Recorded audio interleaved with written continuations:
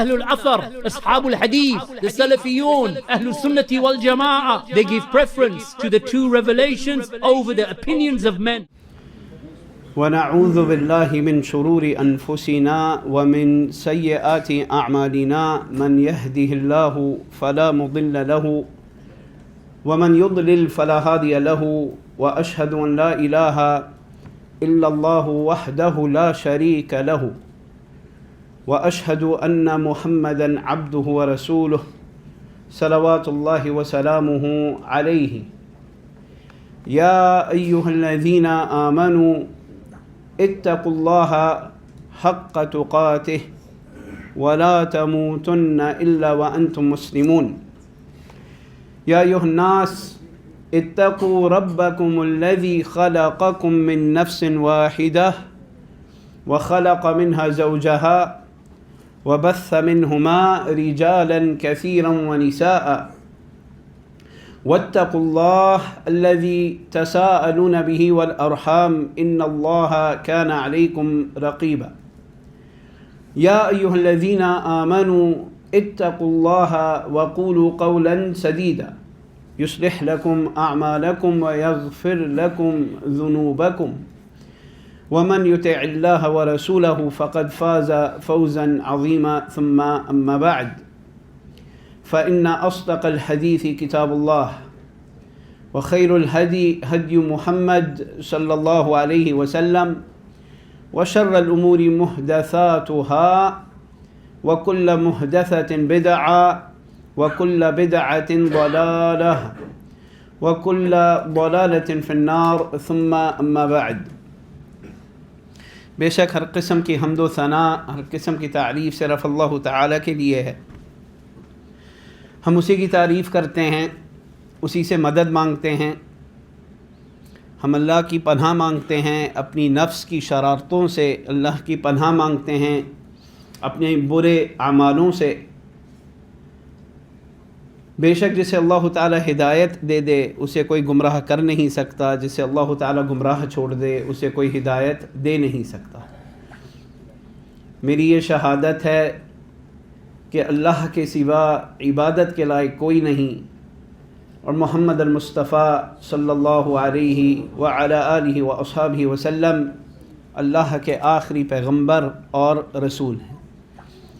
الحمدللہ تعالی میرے لیے یہ ایک خوشی کا موقع ہے، شرف ہے میرے رب کا میرے اوپر کہ آج تیسری یا چوتھی دفعہ مجھے موقع مل رہا ہے یہاں مکتبہ سلفیہ اسلام آباد پاکستان میں آپ سب سے ملنے کا۔ میری اللہ تعالیٰ سے دعا ہے کہ یہ ہماری ملاقات اور یہ ملاقاتیں اللہ تعالیٰ کے فرمان، جب اللہ تبارک و تعالیٰ نے ہمیں حکم دیا وَتَعَاوَنُوا عَلَى الْبِرِّ وَالتَّقْوَى وَلَا تَعَاوَنُوا عَلَى الْإِثْمِ وَالْعُدْوَانِ، کہ اے میرے بندوں ایک دوسرے سے تعاون کرو البر والتقوی، اچھے اعمالوں پر، تقوی پہ ایک دوسرے کی مدد کرو، تعاون کرو ایک دوسرے کے ساتھ، لیکن گناہوں پر، ظلم پر ایک دوسرے کی مدد نہ کرو۔ یہ ہمارے رب کا حکم ہے ہمارے اوپر کہ ہم ایک دوسرے کے مددگار بنیں، ایک مسلمان ایک دوسرے مسلمان کا مددگار بنے، جو اس کے مسائل ہیں اس کے مسائل آپ اپنے مسائل سمجھیں، ان کے مشاکل آپ اپنے مشاکل سمجھیں۔ تو ایسی ملاقاتیں جہاں پہ اللہ تعالیٰ کی کتاب کا ذکر ہو، اللہ کے نبی صلی اللہ علیہ وسلم کی سنت کو سکھایا جائے، یہ ایک بڑا عظیم عمل ہے، اور اس عمل سے بہتر کوئی اور عمل نہیں، اس قول سے بہتر کوئی اور قول نہیں، یہ فرمان الہی ہے۔ وَمَنْ أَحْسَنُ قَوْلًا مِّمَّنْ دَعَا إِلَى اللَّهِ وَعَمِلَ صَالِحًا وَقَالَ إِنَّنِي مِنَ الْمُسْلِمِينَ، اس سے بہتر کون؟ اپنی زبان میں جو قول، اس قول سے کون سا بہتر قول ہے؟ وَمَنْ أَحْسَنُ قَوْلًا مِّمَّنْ دَعَا إِلَى اللَّهِ، اس انسان کے قول سے کون سا قول بہتر ہے جو کہ اللہ کے راستے پہ لوگوں کو بلائے؟ وَعَمِلَ صَالِحًا، صرف یہ نہیں کہ بلائے، کچھ لوگ صرف بلاتے ہیں لیکن عمل نہیں کرتے. کچھ لوگ کہتے ہیں سنی بنو لیکن خود سنی نہیں ہوتے. کچھ لوگ کہتے ہیں سلفی بنو، خود سلفی نہیں ہوتے. تو یہاں پہ عمل، قول اس کا بہترین کہا جاتا ہے جو کہ اپنے باتوں کے اوپر پہلے وہ خود عمل کرے. یہ نہیں کہ آپ دوسروں کو تو سلف الصالحین کے راستے کی طرف بلائیں کہ میں آپ کو سلف الصالحین کے راستے کی طرف بلا رہا ہوں، صحابہ کے راستے کی طرف بلا رہا ہوں، لیکن میری حرکتیں خود صحابہ کرام رضوان اللہ تعالی علیہم اجمعین کے عمل کے مخالف ہیں. یہ انسان احسن قولا نہیں ہے، اس کا عمل نہیں ہے. اللہ تبارک و تعالی کا فرمان ہے یا ایھا الذین آمنوا لم تقولون ما لا تفعلون، اے ایمان والوں تم وہ باتیں کیوں کرتے ہو جن کے اوپر تم خود عمل نہیں کرتے. کبر مقتا عند اللہ ان تقولوا ما لا تفعلون، ایک بڑی عظیم بات ہے یہ تمہارے لیے، ایک عظیم گناہ ہے تمہارے لیے کہ تم دوسروں کو تو حکم دو اچھائی کا، خود تم اپنے آپ کو بھولے بیٹھے ہو. نبی کریم صلی اللہ علیہ وسلم کی حدیث ہے، ابن ماجہ کی روایت ہے، اور شیخ العلامہ المحدث ناصر الدین الالبانی رحمۃ اللہ تعالی علیہ نے اس حدیث کو صحیح کا درجہ قرار دیا. اور حضرت عبداللہ بن عمر رضی اللہ تعالی عنہما کی حدیث ہے، نبی کریم صلی اللہ علیہ وسلم نے فرمایا مثل الذی یعلم الناس الخیر وینسى نفسہ، اس انسان کی مثال جو کہ لوگوں کو تو اچھائی سکھائیں وینسى نفسہ لیکن وہ اپنے آپ کو بھول جائیں، کمثل السراج یضیء للناس ویحرق نفسہ، وہ سراج چراغ موم بتی اس چراغ کی مثال ہے جو کہ دوسروں کو تو روشنی دیتی ہے، خود اپنے آپ کو جلاتی ہے. تو یہ جو ہماری آج باتیں ہیں، میں اللہ تعالیٰ سے دعا کرتا ہوں کہ یا اللہ ہم سب کو توفیق دے کہ ہم ان پہ عمل کریں. حضرت الامام الآجری رحمۃ اللہ تعالیٰ علیہ، ان کی ایک بڑی مشہور کتاب ہے اخلاق العلماء، بڑی مشہور کتاب ہے اخلاق العلماء. علماء کا اخلاق یعنی کہ صاحب علم جو ہوتے ہیں ان کا کیا اخلاق ہونا چاہیے. اور میں نے پہلے ذکر کیا تھا کہ یہ جو کتاب ہے اخلاق العلماء، یہ توحید کی تطبیق کی کتاب ہے کہ توحید کو اپنے آپ کے اوپر توحید پہ کیسے عمل کیا جائے. اس کتاب میں الامام الآجری رحمۃ اللہ تعالی علیہ نے بڑی عظیم، ایک بڑی فائدے والی بات کی، اور میں اس کا ذکر کروں گا موضوع میں داخل ہونے سے پہلے، کہ انسان کو کبھی کبھار افسوس ہوتا ہے کہ وہ علم کے محفل تک پہنچ نہیں سکا. ہو سکتا ہے کوئی علم کی محفل تھی، کوئی اجماع تھا جہاں پہ اللہ کی کتاب سکھائی جا رہی تھی، اللہ کی رسول کی احادیثوں کا ذکر کیا جا رہا تھا، اور وہ پہنچ نہیں سکا. تو اس کے نفس میں اسے افسوس محسوس ہوتا ہے کہ میں پہنچ نہیں سکا، دوسرے لوگ پہنچ گئے، میں نہیں پہنچا. اب دیکھنے میں تو یہ ایک افسوس بڑا اچھا افسوس ہے، ایک اچھی بات ہے کہ آپ کو افسوس ہو رہا ہے کہ میں نے ایک علم کی محفل تک پہنچ نہیں سکا، دوسرے لوگ پہنچ گئے، انہوں نے تو فائدہ اٹھا لیا، میں فائدہ اٹھا نہیں سکا. لیکن امام الآجری رحمۃ اللہ تعالی علیہ کہتے ہیں کہ یہ وقت جب تمہاری نفس میں یہ خیال پیدا ہو افسوس کا، یہ ملامت کا موقع ہے. اپنی نفس سے بولو کہ تجھے یہ افسوس تو ہو رہا ہے کہ تجھے علم ملا نہیں، تجھے یہ افسوس نہیں ہوتا کہ جو علم ہے اس پہ تو عمل نہیں کرتا. افسوس کی تو یہ بات ہے کہ جو علم دلوں میں بیٹھ جائے اور اس کے بعد ہم اس پہ عمل نہ کریں. تو اللہ سے دعا ہے میرے بھائیوں میری بہنوں کہ یہ جو کچھ بھی ہمیں ان کتابوں سے، ان محاورات سے، ان بیانات سے ہمیں فائدہ مل رہا ہے، ان کا فائدہ صرف علم کے طور پہ نہیں لیکن عمل کے طور پہ بھی ہو، اور یہ نیت رکھنا لازمی ہے۔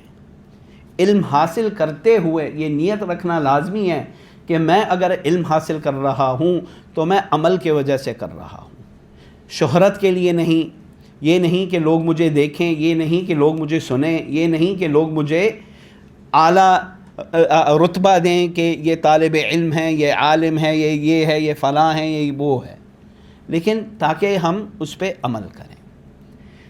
آج کا ٹاپک، موضوع اس چھوٹی سی درس کا، سنت نبی صلی اللہ علیہ وسلم کی عظمت، ایمان کی علامت۔ یہ ایمان کی علامت ہے۔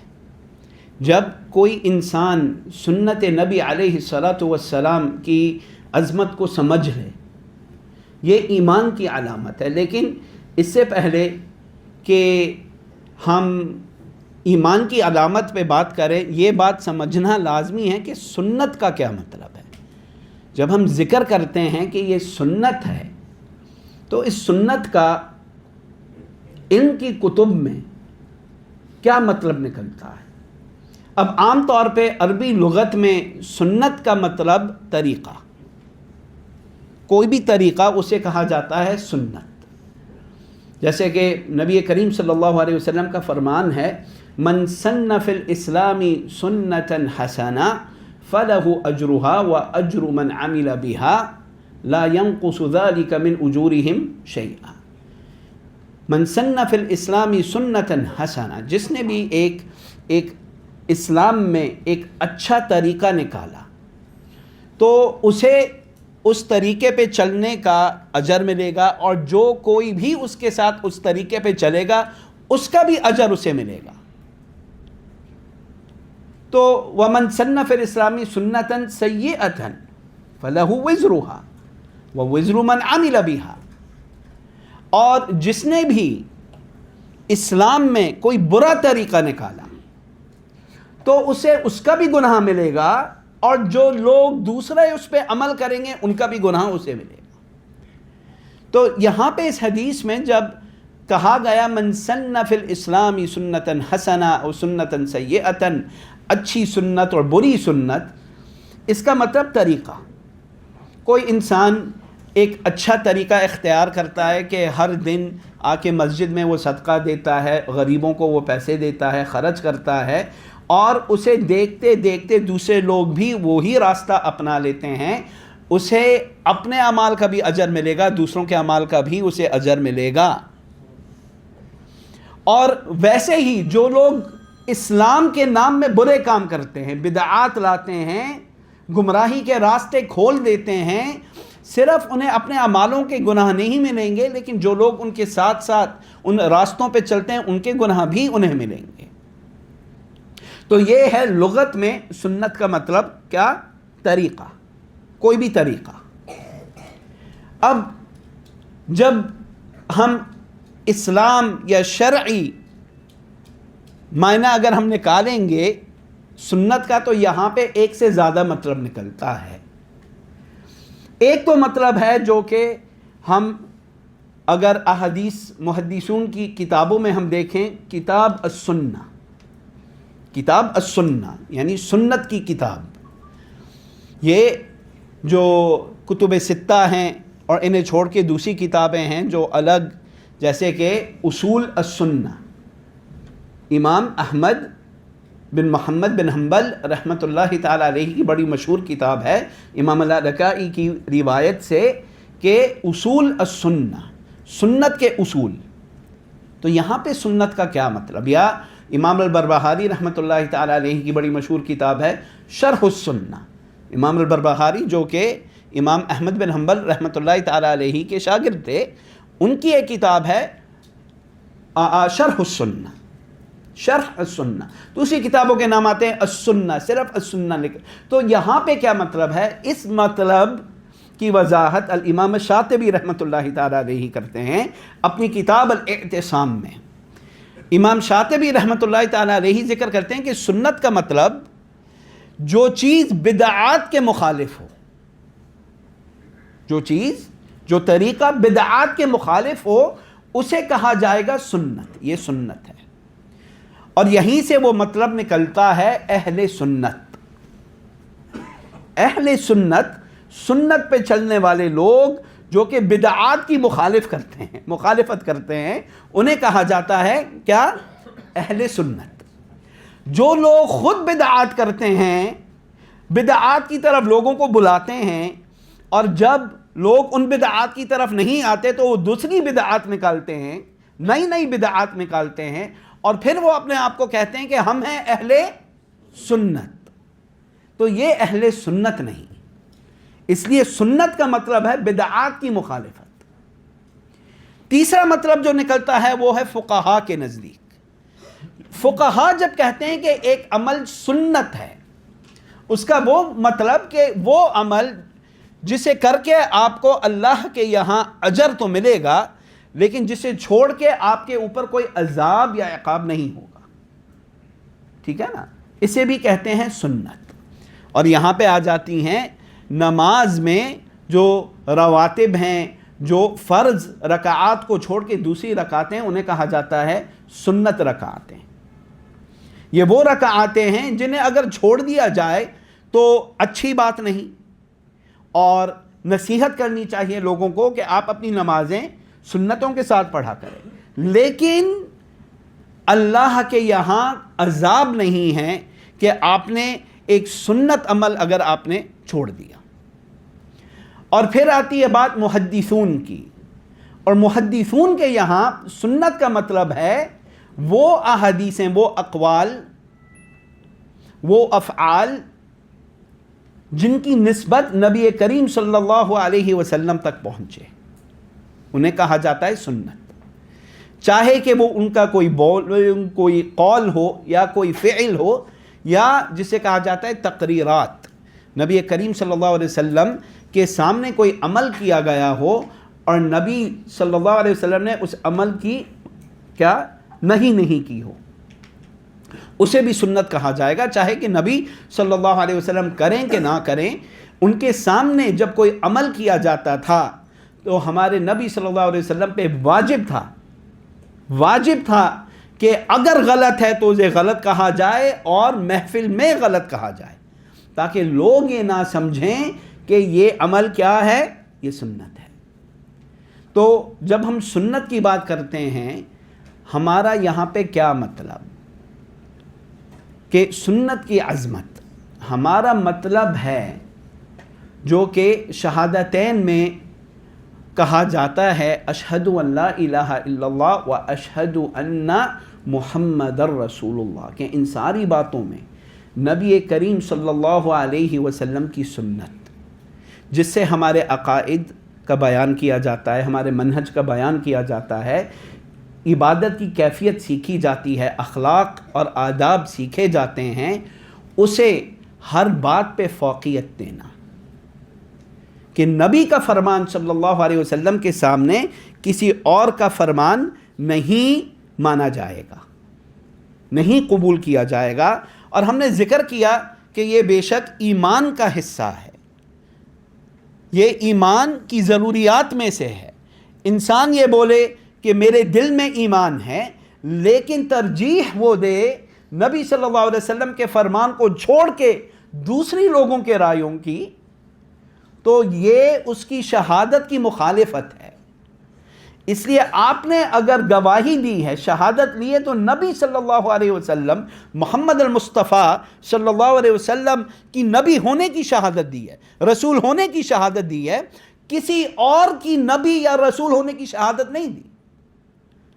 جب آپ نے یہ کہہ دیا کہ اشہد ان لا الہ الا اللہ، اللہ کے سوا کوئی عبادت کے لائق نہیں، کوئی چیز عبادت کے لائق نہیں، کوئی انسان عبادت کے لائق نہیں، کوئی مخلوق عبادت کے لائق نہیں، وَأَشْهَدُ أَنَّ مُحَمَّدًا رَسُولُ اللَّهِ، اور محمد المصطفیٰ صلی اللہ علیہ وسلم کے سوا کوئی اور پیغمبر نہیں ہے، یعنی ان کے بعد کوئی اور پیغمبر نہیں ہے. تو نبی صلی اللہ علیہ وسلم کی سنت کو ترجیح دینا یہ ایک ایمان کا حصہ ہے. اور اس بات کی وضاحت قرآن کی متعدد آیات میں اس بات کا ذکر کیا گیا ہے. آپ جب بھی اسلام میں دیکھیں گے کہ ایمان کو اعمال سے جب ملایا جاتا ہے، جیسے کہ جب نبی کریم صلی اللہ علیہ وسلم نے فرمایا لا یؤمن احدکم حتی یحب لأخیہ ما یحب لنفسہ، کہ تم میں سے کوئی ایمان نہیں لائے گا جب تک کہ اسے اپنے بھائیوں کے لیے وہی چیز پسند نہ ہو جو کہ اسے اپنے آپ کے لیے پسند ہو. اب مطلب یہاں پہ کیا ہے؟ مطلب یہ ہے کہ کوئی بھی انسان اپنے ایمان کو مکمل نہیں کر سکتا جب تک کہ وہ دوسروں کے لیے بھی، اپنے بھائیوں کے لیے بھی انہی چیزوں کو چاہے جو کہ وہ اپنے آپ کے لیے چاہتا ہو. اس میں ایمان کی نفی نہیں ہے، کہ ایمان کی اصل کی نفی نہیں ہے کہ ایمان ہی گیا، خوارج والی بات، یہ وہ بات نہیں. لیکن آپ کا ایمان مکمل نہیں، آپ کے ایمان میں نقص ہے. آپ خود تو اپنے لیے تو اچھائی چاہتے ہیں، دوسروں کے لیے آپ اچھائی نہیں چاہتے، تو آپ کے ایمان میں نقص ہے. یہ آپ کو تھوڑا سا حساب کتاب اپنی نفس کے ساتھ بیٹھ کے کرنا پڑے گا. بیٹھیں دیکھیں کہ کیا مسئلہ کیا ہے، آپ کے ایمان میں کوئی خلل ہے. ایسے ہی اللہ تبارک و تعالی نے متعدد آیات میں یہ فرما دیا اور نبی صلی اللہ علیہ وسلم کی سنت کی عظمت اور ایمان کو ملا دیا.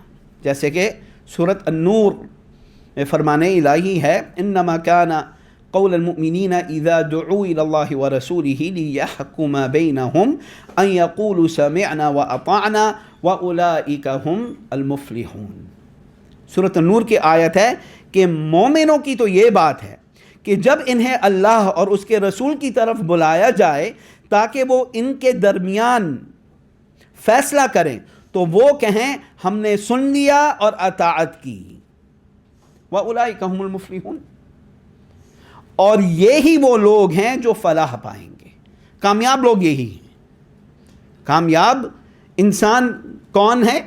یعنی کہ جب مسئلہ، کوئی بھی مسئلہ پیدا ہوتا ہے، ہمارے گھروں میں پیدا ہوتا ہے، میاں بیوی کے بیچ ہیں، والدین اور بچوں کے بیچ، حاکم اور محکوم کے بیچ ہیں، مسئلے مسائل تو زندگی کے ایک حصہ ہے. اور یہ مسئلے مسائل اللہ تعالیٰ کے امتحانات ہوتے ہیں. ٹھیک ہے نا؟ تو جب یہ مسئلے مسائل اٹھیں، میری ایک بات آپ کی کوئی اور بات، میں کچھ بولوں آپ کچھ اور بولیں، میں بولوں یہ کرو آپ بولیں کہ وہ کرو، تو اگر کوئی آ کے یہ کہے کہ آپ دونوں کے بیچ اختلافات پیدا ہو رہا ہے، آئیں بیٹھ کے اللہ اور اللہ کے رسول کی طرف رجوع کرتے ہیں. اور اللہ اور اللہ کی رسول کی بات سامنے آ گئی تو مومن کا کیا قول ہے؟ سمعنا و اطعنا، سن لیا، اطاعت کر لی، چاہے وہ میرے بات سے موافقت رکھے کہ نہ رکھے. اب ہمارا خیال ہوتا ہے کہ میں اگر اس جھگڑے میں جیت گیا، میری بات اونچی ہو گئی، تو کامیاب کون ہوا؟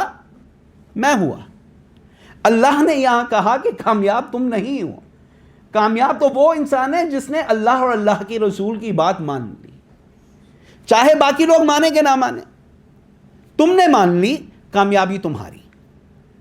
تو یہاں پہ اللہ تبارک و تعالیٰ کا انما کان قول المؤمنین، بے شک مومنوں کا قول، یعنی کہ اگر آپ کے دل میں ایمان ہے تو اس ایمان کے تحت جب اللہ اور اللہ کی رسول آپ کے کانوں تک پہنچے تو دل میں کوئی مخالفت نہ ہو.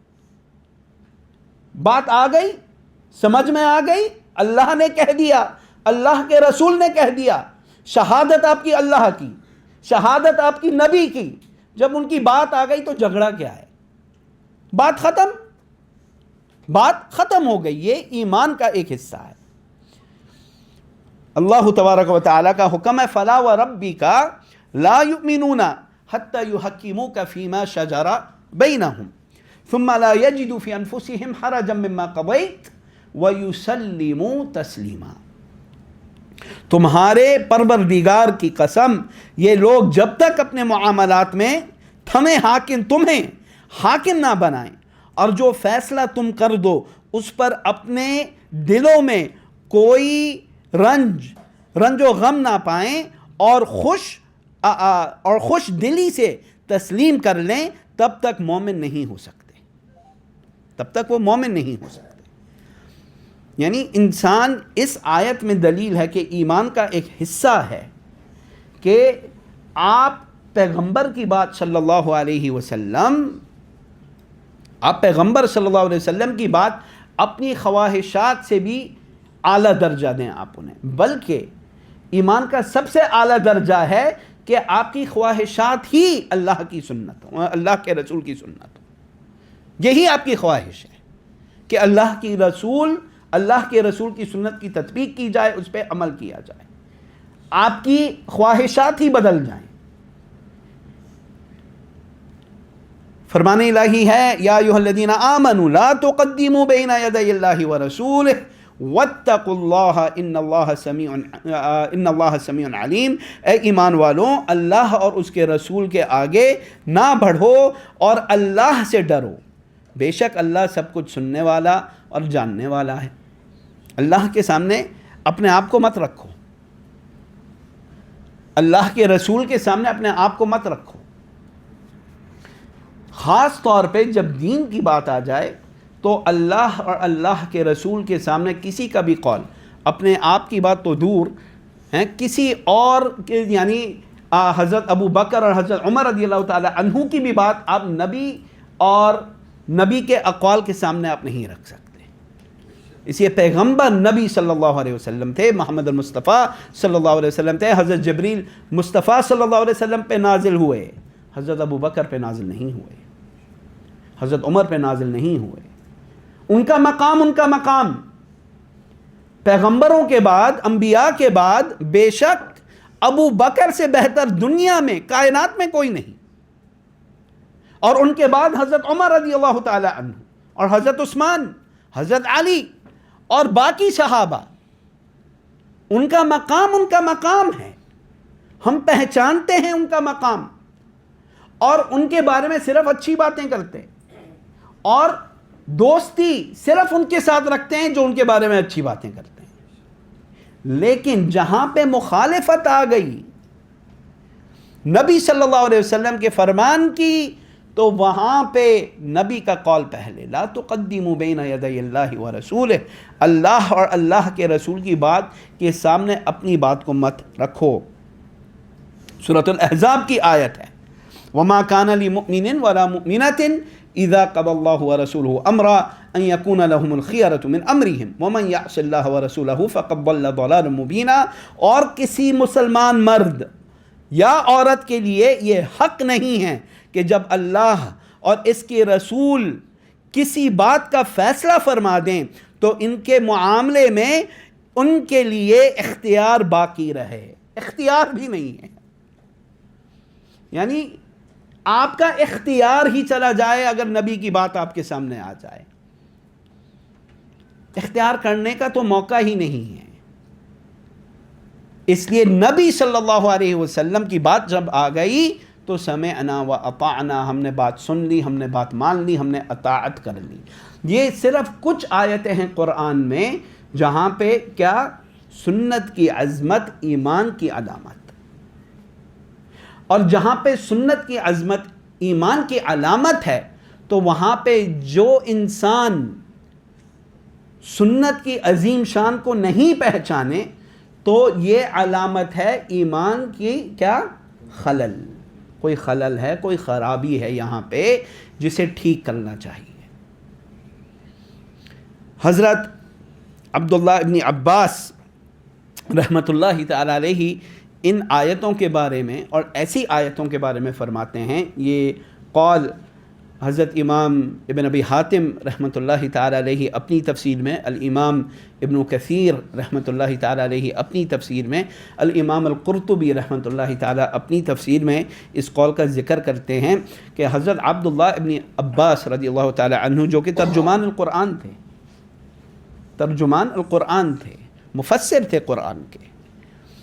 مفسر تھے وہ قرآن کے، انہوں نے فرمایا اذا سمعت اللہ یقول، اگر آپ نے سن لیا اللہ کو کہتے ہوئے یا ایھا الذین آمنوا فارعها سمعک فإنه خیر تؤمر به او شر تصرف عنہ۔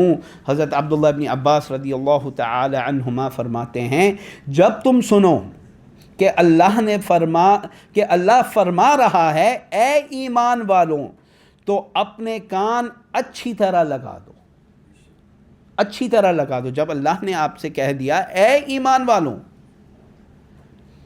اور آپ پہچانتے ہیں کہ آپ چاہتے ہیں کہ میں ایمان والوں میں سے بنوں، تو جیسے ہی اللہ نے آپ کو پکارا، یہ اللہ آپ کو بلا رہا ہے، یا ایھا الذین آمنوا، اے ایمان والوں۔ ہم اگر قرآن کو دیکھیں تو قرآن میں اللہ تعالیٰ کبھی کبھی مخاطب ہوتا ہے بنی اسرائیل سے، یا بنی اسرائیل، یا بنی اسرائیل اذکروا نعمتی التی انعمت علیکم، اے بنی اسرائیل یاد کرو ان نعمتوں کو جو میں نے تمہارے اوپر بھیجی۔ کبھی کبھار اللہ تبارک و تعالی انسانوں سے مخاطب ہوتا ہے، یا ایھا الناس انا خلقناکم من ذکر و انثی وجعلناکم شعوبا وقبائل لتعارفوا، اے انسانوں ہم نے تمہیں ایک مرد اور ایک عورت سے پیدا کیا۔ یہاں پہ اللہ تعالی انسانوں سے نہیں، بنی اسرائیل سے نہیں، اہل کتاب سے نہیں، مشرکین سے نہیں، اہل ایمان سے مخاطب ہو رہا ہے۔ اللہ تبارک و تعالیٰ آپ کو آپ کے ایمان کی صفت سے پکار رہا ہے، تو کان دینا لازمی ہے۔ کیوں؟ حضرت عبداللہ بن عباس رحمۃ اللہ تعالی علیہ نے فرمایا یا تو کوئی بھلائی ہے جس کا تمہیں حکم دیا جا رہا ہے، یا کوئی برائی ہے جس سے تمہیں روکا جا رہا ہے۔ یعنی کہ جب بھی قرآن میں ہمیں یہ چیز آئے گی، یا تو اللہ تعالیٰ کسی بھلائی کا حکم دے گا یا کسی برائی سے منع کرے گا، اور دونوں معاملوں میں چاہے کہ وہ حکم ہو یا اللہ کی ممانعت ہو کسی چیز کی، دونوں چیزوں میں عمل لازمی ہے، یا تو چھوڑنا لازمی ہے یا عمل کرنا لازمی ہے۔ تو ان احادیثوں سے ہمیں معلوم ہوا کہ قرآن کی آیات سے ہمیں دلیل ملی کہ نبی صلی اللہ علیہ وسلم کی سنت کو اعلیٰ درجہ یا اعلیٰ مقام نبی صلی اللہ علیہ وسلم کی سنت کا ہونا چاہیے، اور یہ ایمان کا ایک حصہ ہے۔ میں آج کے اس درس میں اور اگلے درس میں انشاءاللہ جو کل ہوگا، میں کچھ فوائد الامام احمد بن حنبل رحمۃ اللہ تعالی علیہ، ان کی بڑی مشہور کتاب ہے اصول السنہ، اور اصول السنہ میں انہوں نے السنہ یعنی جو چیزیں بدعات کے مخالف ہوں، ہم نے کہا امام شاطبی رحمۃ اللہ تعالی علیہ نے اس بات کا ذکر کیا ہے کہ بدعات کے مخالف سنت ہوتی ہے، ان کے کچھ اصول پیش کر دیے۔ ایسے عقائد اور ایسے اصول ہمیں تابعین، اتباع التابعین اور ان کے شاگردوں میں سے جو کہ اہل سنت والجماعت کے ائمہ تھے، ان کی کتابوں میں ہمیں بار بار ملتا ہے، اور یہ کتاب اصول السنہ ان کتابوں میں سے ہے۔ اور کچھ فوائد میں پڑھنا چاہوں گا، العلامہ ربیع ابن ہادی المدخلی رحمۃ اللہ تعالی علیہ، انہوں نے جو کچھ فوائد ذکر کیے، میں ان میں سے کچھ فوائد آپ سب کے سامنے ذکر کرنا چاہوں گا۔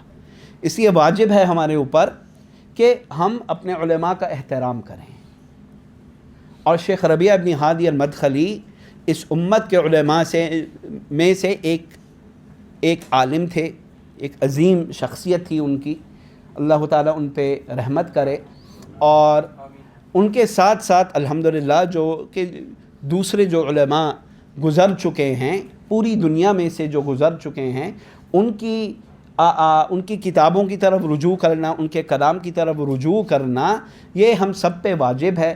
فرمان الہی ہے فَاسْأَلُوا أَهْلَ الذِّكْرِ إِن كُنتُمْ لَا تَعْلَمُونَ، کہ بے شک اہل علم کی طرف رجوع کرو اگر تم نہیں جانتے ہو۔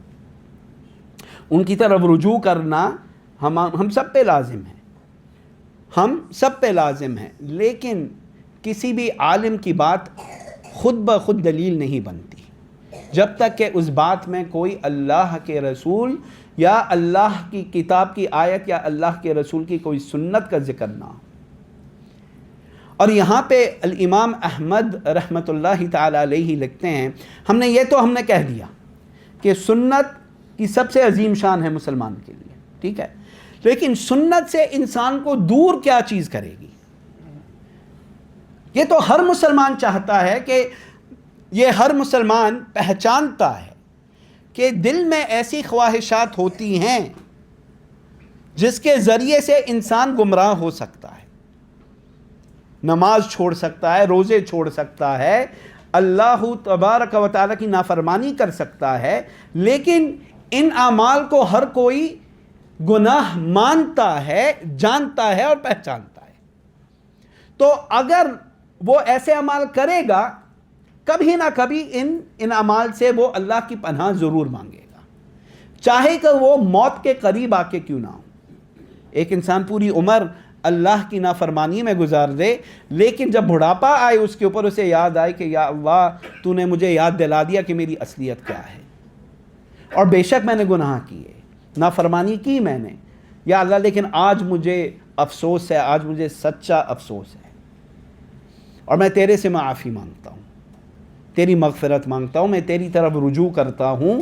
ایسا انسان اگر سچے دل کے ساتھ معافی مانگے، چاہے اس کی زندگی میں چند گھنٹے کیوں نہ بچ جائیں، اللہ تعالیٰ اسے معاف کر دے گا۔ یہ ہمارے رب کو یہ پسندیدہ عمل ہے ہمارے رب کا کہ انسان اپنی غفلت کو پہچان کے رجوع کرے اللہ کی طرف، اور یا اللہ تو مجھے معاف کر دے، میں کمزور ہوں، گناہ ہوا میرے سے، میری خواہشات تھیں، انہوں نے میرے جسم پہ، میرے دل پہ انہوں نے قابو کر لیا، میں گر گیا، لیکن یا اللہ تو ہی اٹھانے والا ہے، تو مجھے معاف کر دے۔ اللہ معاف کر دے گا۔ تو میں ان باتوں کا ذکر نہیں کرنا چاہوں گا، اس لیے یہ ساری باتیں آپ سب کو معلوم ہیں، ہر مسلمان کو معلوم ہے، لیکن وہ کون کون سی چیزیں ہیں جس سے لوگ سنت کو چھوڑ کے کسی اور کا قول پکڑ لیتے ہیں۔ اور الامام احمد بن حنبل رحمۃ اللہ تعالی علیہ ان مسائل پہ کچھ ذکر کرتے ہیں، اور اس ذکر میں سے ایک یہ لفظ ہے کہ لیس فی السنتی قیاس، سنت میں قیاس نہیں۔ ان کا فرمان ہے کہ اور سنت میں قیاس کی کوئی گنجائش نہیں۔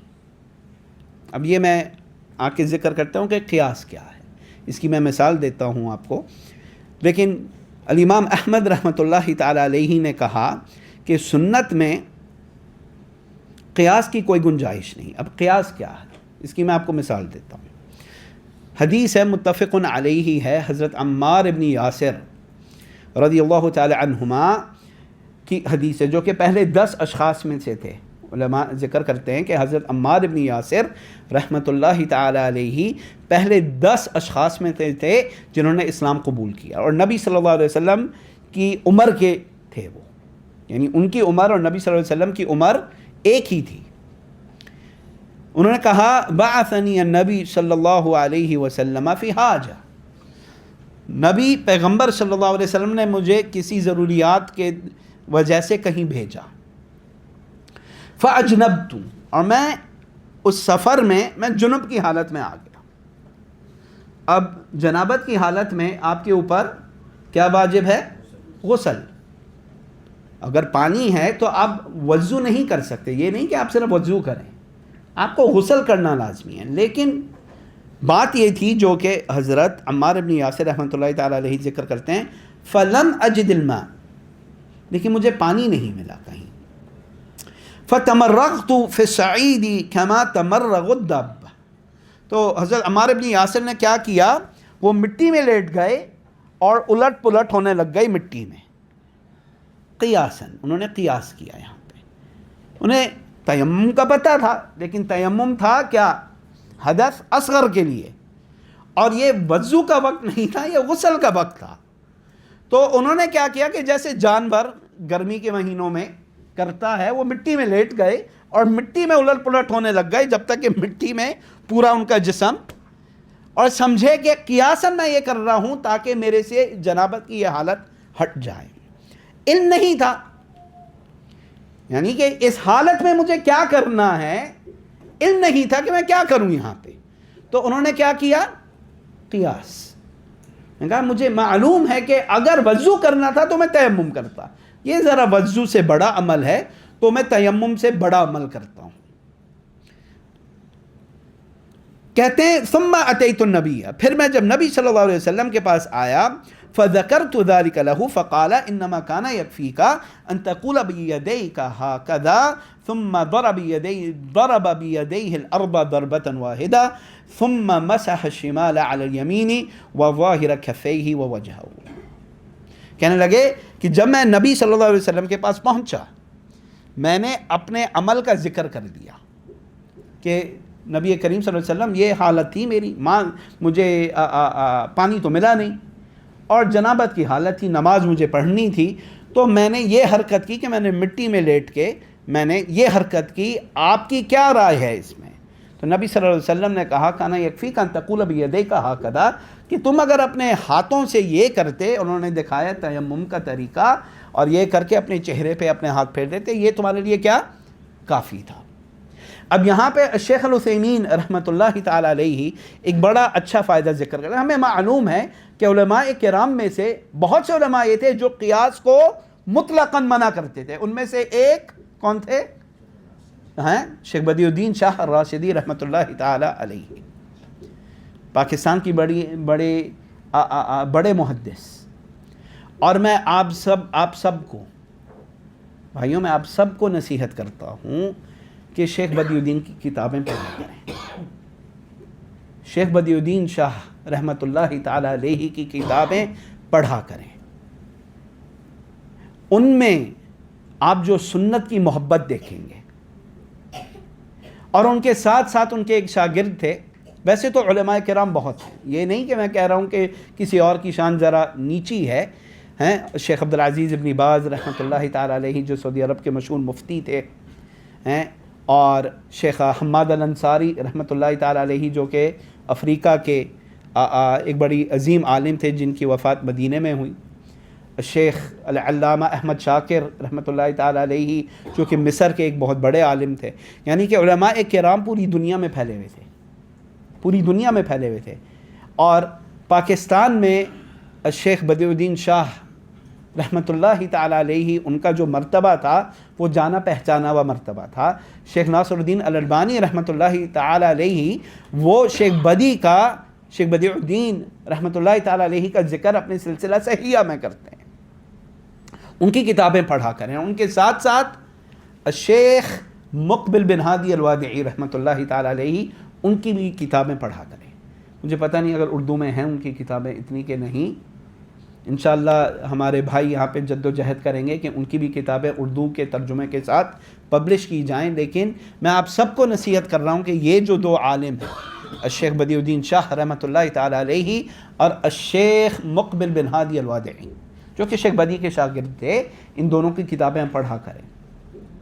تو لیکن شیخ العثیمین نے ایک بڑی اچھی بات یہاں پہ کی کہ یہ جو حدیث ہے جس کا میں نے ابھی ذکر کیا، اس سے معلوم ہوا کہ قیاس کرنا ایک جائز عمل ہے. جائز ہے قیاس کرنا، اس لیے کہ حضرت عمار بن یاسر رحمۃ اللہ تعالیٰ علیہ نے قیاس کیا اور نبی صلی اللہ علیہ وسلم نے ملامت نہیں کی کہ تم نے قیاس کیوں کیا. بس یہ سمجھا دیا کہ تم نے قیاس تو کر لیا، ٹھیک ہے، لیکن جو نتیجہ تمہارا تھا وہ کیا تھا؟ وہ غلط تھا. جو نتیجہ تھا وہ غلط تھا تمہارا. تو قیاس کرنا جائز ہے. تو اس سے کیا مطلب ہوا؟ جبکہ الامام احمد بن حنبل رحمۃ اللہ تعالیٰ علیہ نے کہا لیس فی سنتی قیاس. شیخنا وہ لکھتے ہیں اور سنت میں قیاس کی کوئی گنجائش نہیں، یعنی اللہ کے دین میں قیاس کی کوئی جگہ نہیں.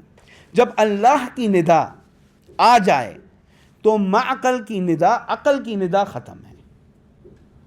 اللہ کی بات جہاں پہ آ گئی، اللہ کے رسول کی بات جہاں پہ آ گئی، وہاں پہ قیاس نہیں ہے. یہ تھا مطلب امام احمد بن حنبل رحمۃ اللہ تعالی علیہ کا، کہ جہاں پہ سنت ہے، نبی صلی اللہ علیہ وسلم کا فرمان ہے، تو وہاں پہ اب قیاس نہیں چلے گا، اب آپ قیاس نہیں کر سکتے۔ اسے یہاں پہ ایک ثابت دلیل الفاظ نبی علیہ الصلوۃ والسلام جہاں پہ موجود ہے ایک خاص وقت پہ، وہاں پہ اب قیاس نہیں ہے، وہاں پہ یہ نہیں ہے اب آپ آ کے کہہ دیں کہ نہیں قیاساً ہم یہاں تو یہ کر سکتے ہیں تو قیاساً میں یہی چیز یہاں پہ بھی کر سکتا ہوں، نہیں۔ انہوں نے کہا تو جب نبی صلی اللہ علیہ وسلم کی اللہ تعالیٰ کا فرمان آ جائے تو عقل باطل ہو جاتی ہے، وہاں پہ آپ اپنی عقل کو استعمال نہیں کر سکتے۔ جب نص قرآن اور سنت کا واضح حکم آ جائے تو قیاس کی کوئی گنجائش نہیں رہتی، نہ اسے عقل، قیاس، رأی یا کسی اور چیز سے ٹھکرایا جا سکتا ہے۔ آپ اپنی رائے سے، کسی اور کی رائے سے، آپ قیاس سے، آپ مثالیں دے کے نبی صلی اللہ علیہ وسلم کی سنت کو ٹھکرا نہیں سکتے، انہیں چھوڑ نہیں سکتے۔ تو یہ مطلب ہوا لا قیاس، کہ یہاں پہ کوئی قیاس نہیں۔ کہتے ہیں پس بعض لوگ قیاس میں اتنا غلو کرتے ہیں کہ نصوص شرعیہ کو رد کر دیتے ہیں، یعنی کچھ لوگ تو قیاس اتنا کرتے ہیں کہ ایک چھوٹی سی بات سمجھ کے جو کہ کوئی عام حکم ہوگا اور وہاں پہ اس کے ساتھ قیاس کر کر کے نبی صلی اللہ علیہ وسلم کے واضح احکامات کو چھوڑ دیتے ہیں۔ اس کی اسلام میں کوئی گنجائش نہیں ہے۔ شیخ ربیہ رحمۃ اللہ تعالی علیہ لکھتے ہیں، میرے پاس وقت کتنا بچا ہے؟ ٹھیک ہے۔ امام احمد رحمۃ اللہ تعالی علیہ، شیخ ربیہ فرماتے ہیں، کہتے ہیں امام احمد رحمۃ اللہ تعالی علیہ ان غلو کرنے والوں کی تردید کی طرف اشارہ فرما رہے ہیں، یعنی کہ امام احمد جب کہتے ہیں لا قیاس فی السنہ، اس کا یہ مطلب نہیں ہے کہ قیاس بالکل ہی ختم ہے، لیکن وہ لوگ جو غلو کرتے ہیں قیاس میں، کہ جہاں پہ دلیل شرعی بھی ہے وہاں پہ بھی وہ قیاس کا کوشش کرتے ہیں، یہ ان کا رد کر رہے ہیں امام احمد رحمۃ اللہ تعالی علیہ۔ ورنہ بعض اوقات قیاس اولا یعنی زیادہ مناسب قیاس ہوتا ہے، کچھ ایسے موقع ہوتے ہیں جہاں پہ قیاس کرنا لازمی ہے، اس لیے کوئی واضح دلیل قرآن و سنت میں نہیں ملتی تو وہاں پہ قیاس کرنا لازم ہو جاتا ہے، اس لیے کہ کوئی اور واضح دلیل نہیں ہے۔ لیکن جیسا کہ کہا جاتا ہے وہ قیاس صرف جب کیا جائے گا جب ضرورت کے وقت اس قیاس کی طرف رجوع کیا جا سکتا ہے۔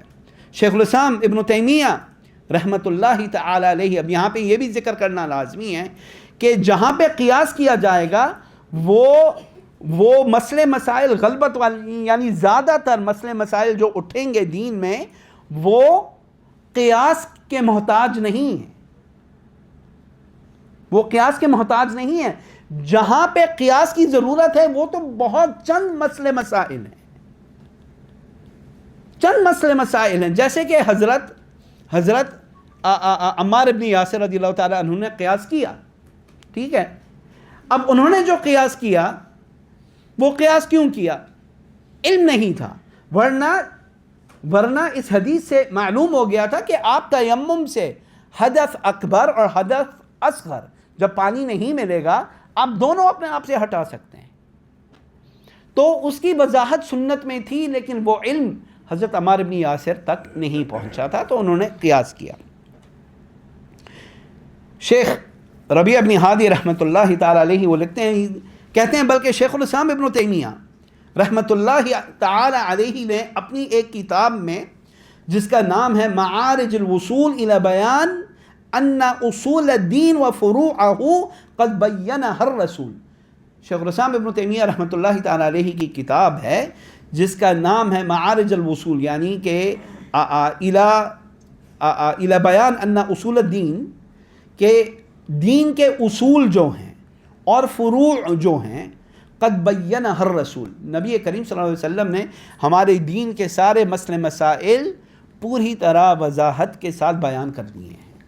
امام شاطبی رحمۃ اللہ تعالی علیہ اپنی کتاب الاعتصام میں بھی اس بات کی ذکر کرتے ہیں کہ اللہ کی شریعت مکمل ہے، اللہ نے گواہی دی ہے کہ اللہ کی شریعت مکمل ہے۔ الیوم اکملت لکم دینکم، آج کے دن میں نے تمہارے دین کو تمہارے لیے مکمل کر دیا۔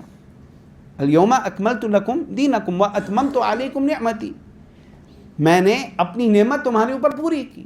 ورضیت لکم الاسلام دینا، اور تمہارے لیے دین اسلام سے میں راضی ہوں۔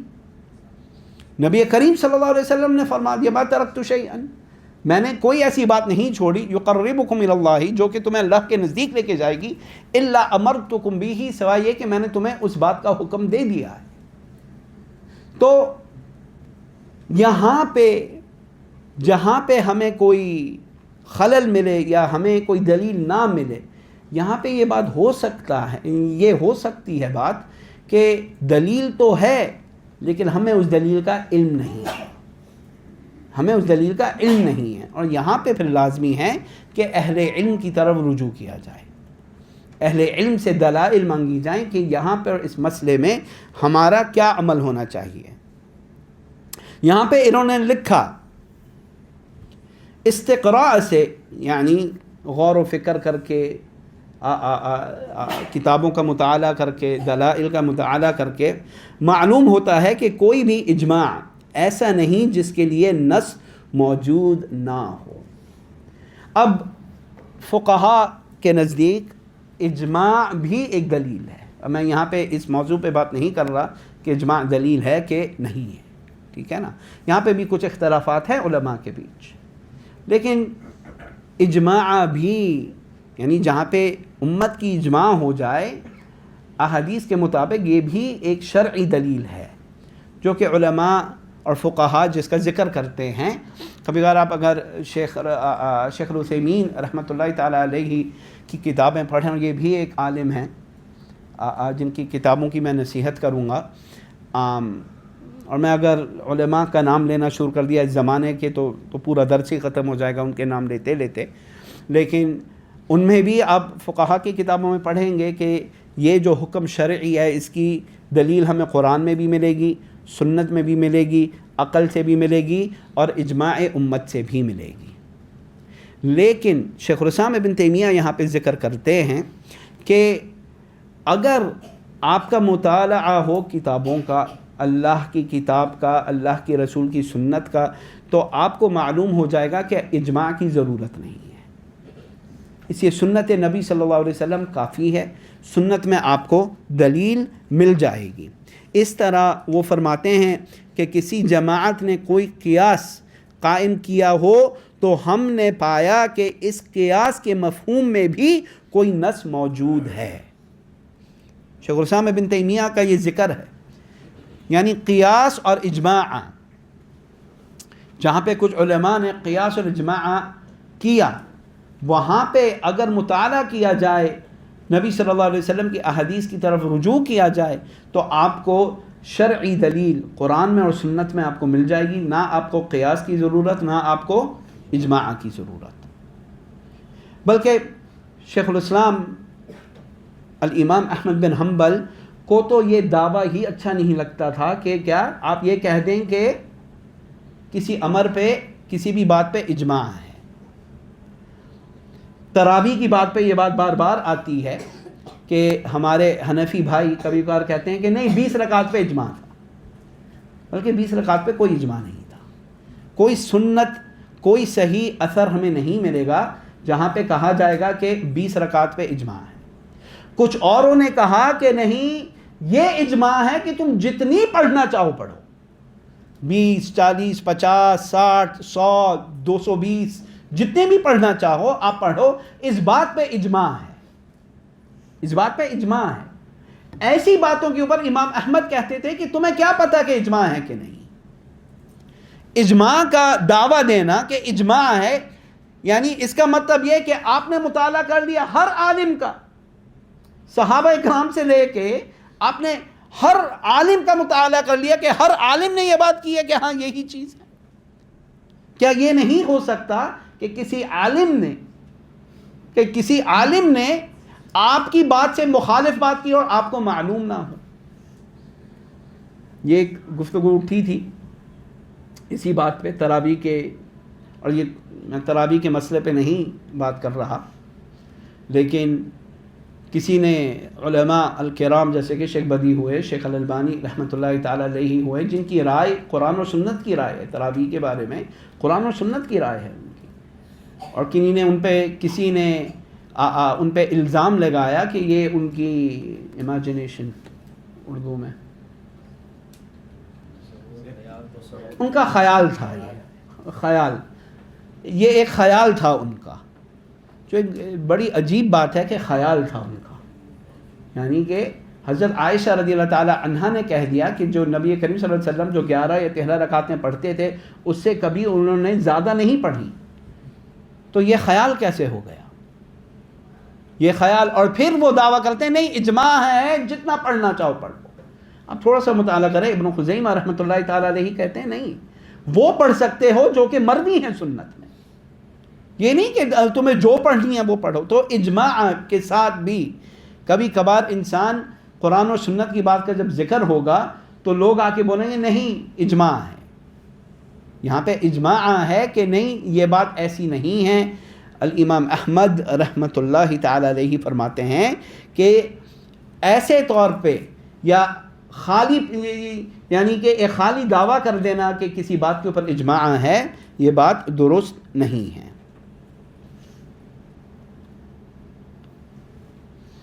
اسی بات پہ وہ ذکر کرتے ہیں، اور ہم یہیں پہ انشاءاللہ تعالی وزارتی اذان